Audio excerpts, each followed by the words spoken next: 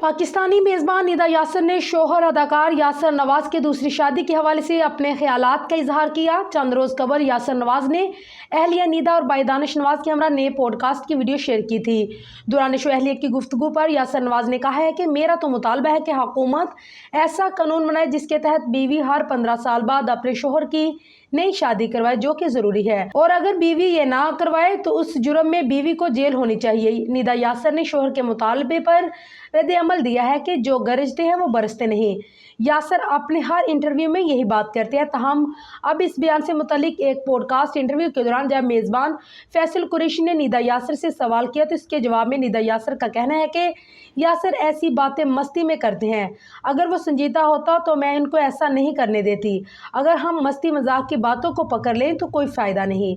निदा ने मजीद कहा है कि अगर यासर बुढ़ापे में कभी दूसरी शादी करना चाहें तो मैं कुछ नहीं कर सकती, क्योंकि आने वाले वक्त की कोई भी इंसान पेशगोई नहीं कर सकता। इस पर फैसल कुरैशी का कहना है कि यासर अक्लमंद इंसान है, वो दूसरी शादी नहीं कर सकता। कोई भी अक्लमंद आदमी दूसरी शादी का रश्क नहीं ले सकता। दूसरी शादी के बाद मर्द की ज़िंदगी ख़राब हो जाती है, लिहाजा बेहतर है कि मर्द एक ही शादी के साथ अपनी ज़िंदगी में खुश रहे।